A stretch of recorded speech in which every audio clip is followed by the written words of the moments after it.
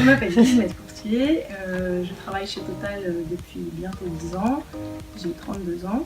J'ai commencé mes études au Venezuela, à l'université Simon Bolivar, pour faire un diplôme d'ingénieur mention électronique. Je m'appelle Élise Landreau, je travaille chez Moody's depuis 7 ans et demi. Ingénieur validation chez Alstom Transport. Je m'appelle Sylvaine Moreau, je travaille à EDF dans une direction qui est la direction des projets de déconstruction des centrales nucléaires. Et je suis ingénieure qualité de l'air.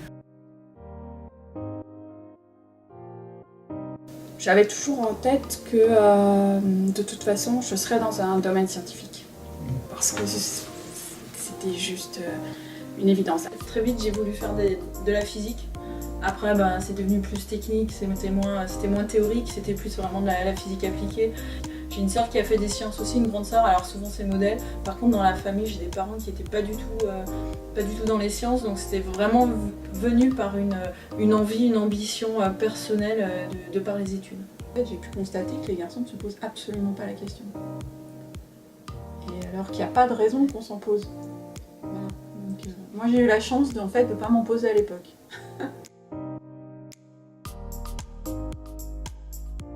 De mon côté, j'ai pas l'impression de faire plus pour montrer que je suis plus forte qu'un de mes collègues.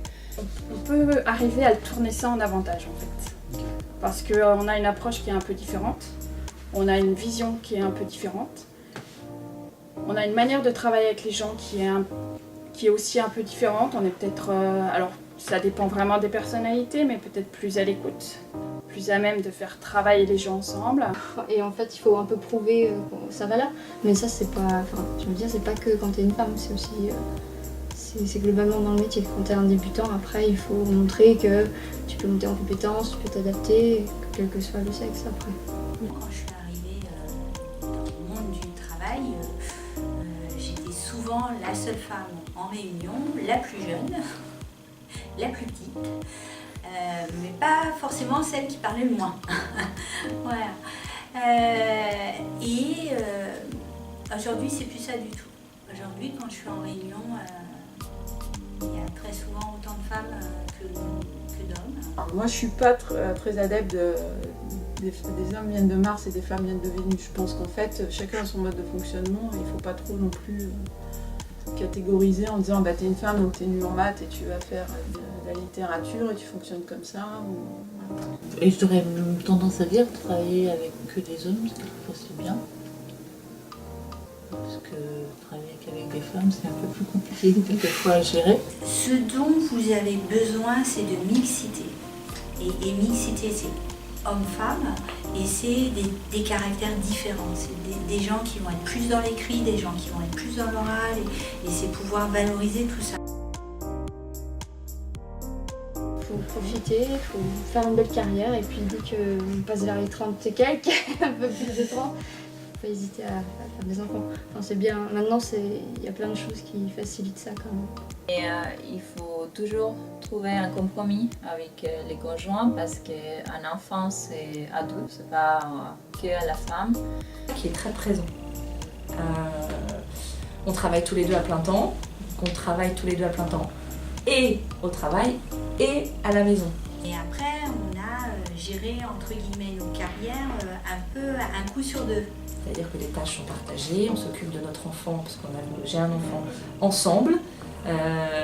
C'est une équipe. Il n'y a pas la femme qui s'occupe des enfants et l'homme qui travaille et qui ramène l'argent à la maison. Faire de la technique, c'est super intéressant. Au jour le jour, on s'ennuie jamais. On a toujours des défis techniques auxquels il faut aboutir à un résultat. C'est vraiment très intéressant de travailler dans la technique. La première clé, c'est de ne pas se poser de questions et de faire en fonction de ce que l'on aime. Il ne faut pas avoir peur des métiers scientifiques. Aujourd'hui, la société elle a évolué. Si vous avez les capacités, faut y aller quoi. Et pas avoir peur en fait. On est aussi compétente que les hommes. Au niveau scolaire, ça se voit très bien, il n'y a pas de différence, donc il n'y a pas de raison que dans le milieu de l'entreprise, ce soit différent. On a besoin des femmes dans l'industrie qui étaient il y a quelques années catégorisées comme des masculines parce qu'on apporte beaucoup. On peut aussi avoir le sens de combative, vouloir remporter un marché, résoudre un problème. Il n'y a pas d'étiquette et il n'y a pas de raison qu'on y arrive moins bien que les autres en prépa ou on n'est pas bien fait. Donc il faut oser y aller. Donc ça c'est vraiment le message que je voudrais passer, c'est qu'on s'ennuie jamais et qu'effectivement on apprend des choses et on continue à apprendre tout le temps. Voilà.